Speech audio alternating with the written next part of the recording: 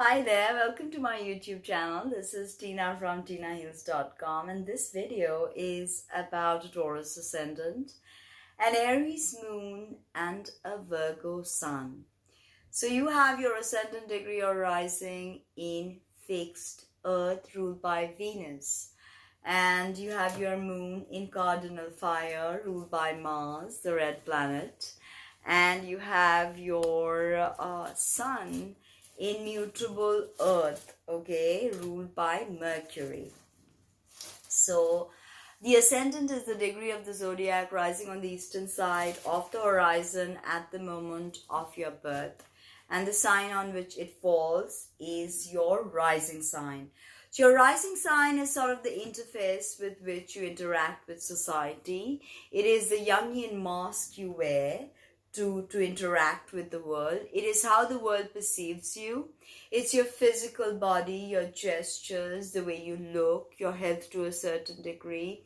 It is basically the plug-in point in your chart, through which the cosmic power plugs in.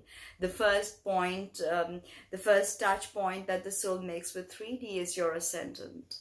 And your ascendant being in Taurus, you're very feminine. You're very beautiful, ruled by Venus, especially if you have your Venus conjunct your ascendant in your first. Then you are the ideal Venusian beauty.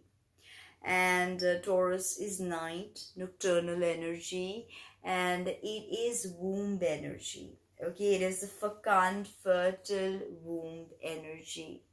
Okay, a sign that gets pregnant quite easily along with Cancer. Now, it's cold and it's also hot.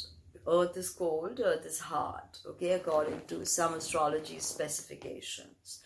Now, Taurus is archetype of the builder or the consolidator, and Venus deals with money and relationships. So relationships are very important to Taurus, and we can understand that by seeing that the moon is exalted in Taurus. So this is a very artistic sign because Venus rules the arts. Venus also rules the banking system. So great to work with the banking system. Slow moving, fixed energy, can be very stubborn. The bull, the symbol is the bull. So the bull is very stubborn, and the bull can see red, which literally translates to rage.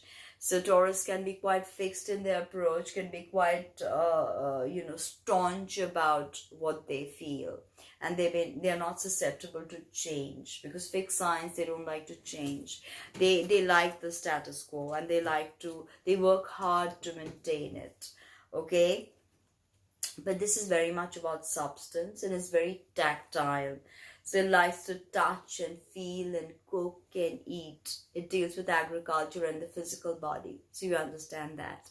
Now Venus expresses herself in Taurus through the five senses. And Taurus likes to be tactile, engaged with touch, engaged with the world through the five senses. Think of the Venus, the five-petaled pentagram of Venus.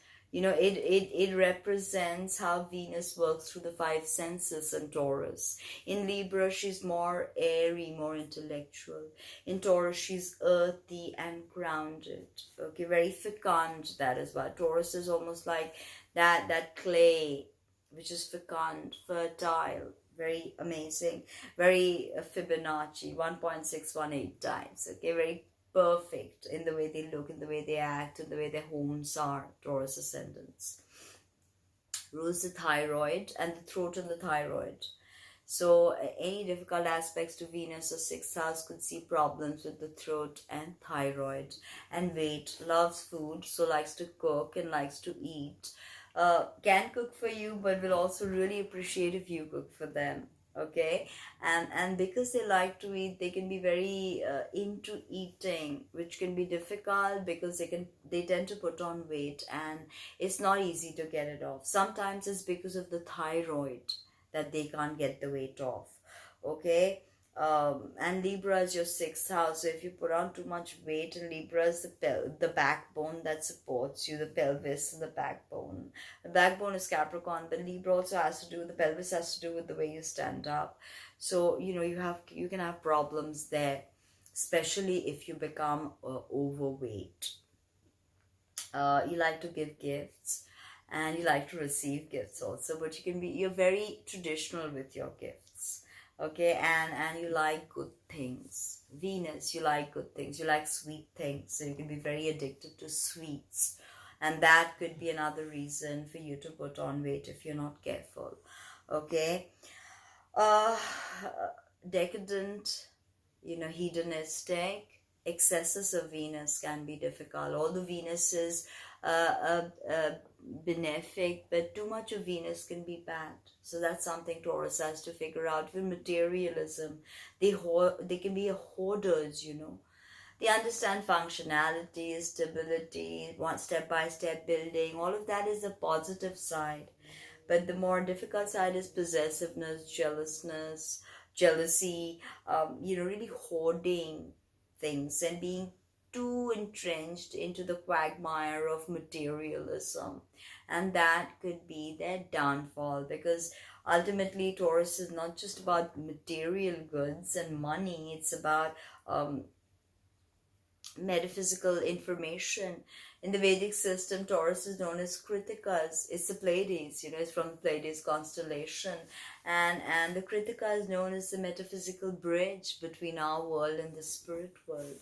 So Taurus is a very metaphysical yearning, which Venus also has, because the higher octave of Venus is Neptune. So there's a spiritual side to Venus, but Venus can get caught in the quagmire of materialism and can become commodity fetish, can become fetished in commodity, and you're just hoarding. Commodity fetishism is the word I was looking for. Okay, it can be controlling, especially if you're committed to them, can be quite jealous and controlling, temperamental, stubborn. We've gone through that. And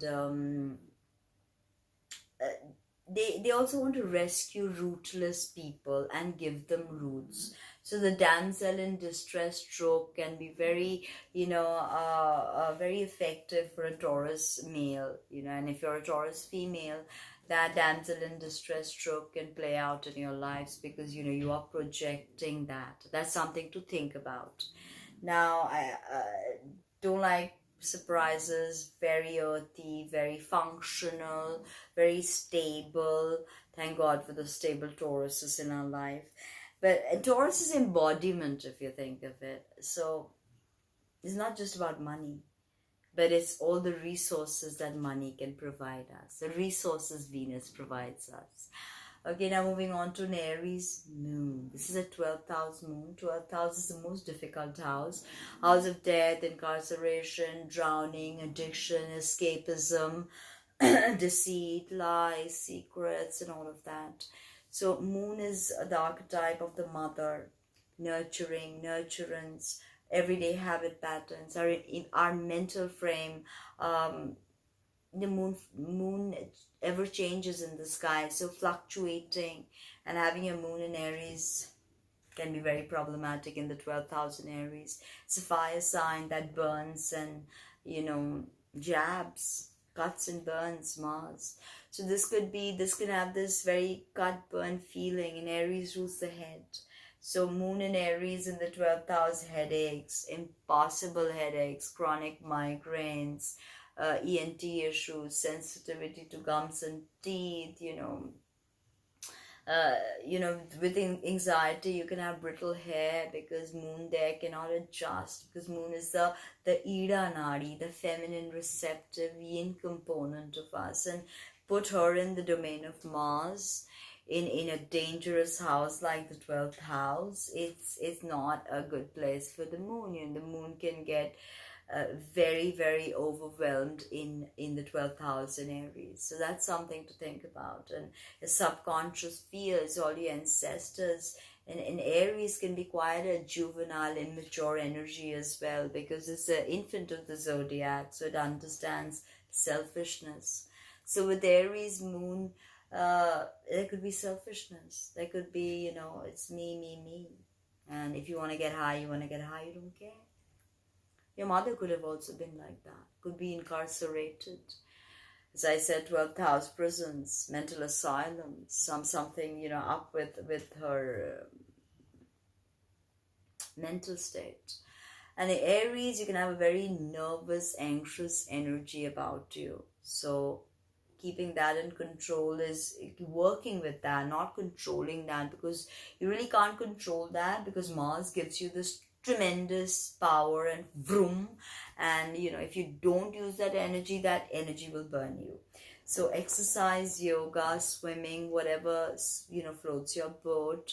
You have to engage your moon, and especially pranayam, breath work, tratak, because Aries also deals with the eyes. Mars deals with the eyes, so looking at a candle and just observing the candle can be very effective. Okay, you have to know how to calm your moon, otherwise you're gonna get very, very anxious. And now you just wouldn't know what to do with this kind of energy with Aries in the 12th house. It can be very disturbing. Dreams can be very disturbing. Sleep can be very disturbing. Okay, rest, Aries is the archetype of the pioneer. So your moon, your emotions want to go places but nobody wants to go, good, bad, ugly. You want to go there because you want to see new things. So go there, and even if you're starting new things, hopefully your Taurus and Virgo will give you the impetus to finish things, because Aries is not great with detailing or finish.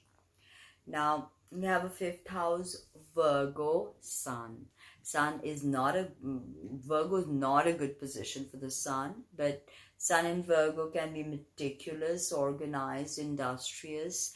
Virgo is the sign of service, ruled by Mercury. So placement of Mercury will tell you a lot about your Sun.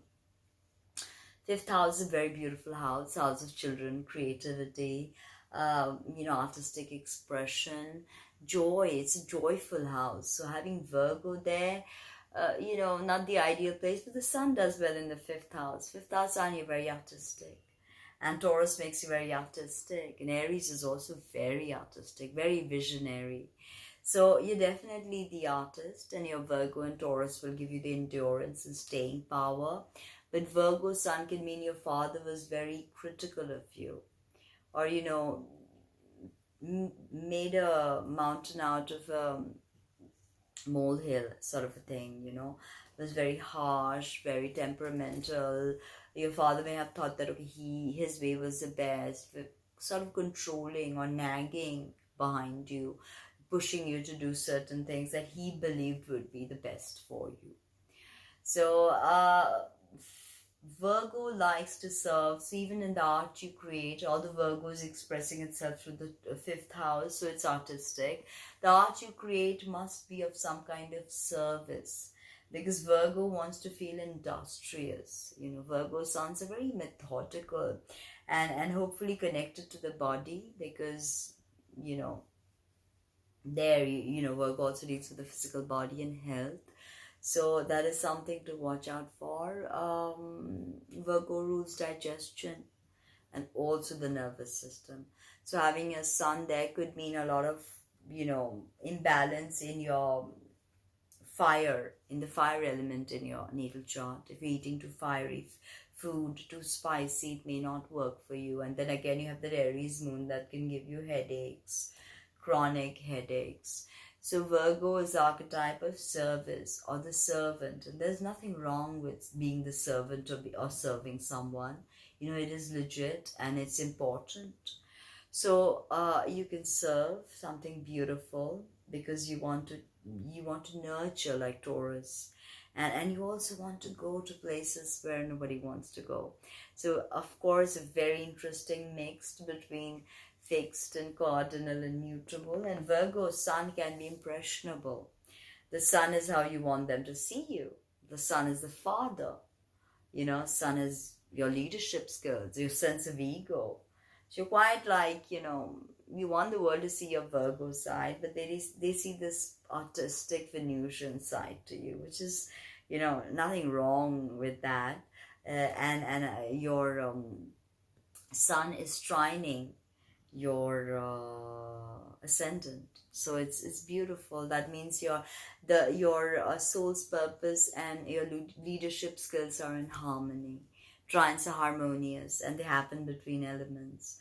So sun in earth, you're practical, also rising in earth, practical, grounded.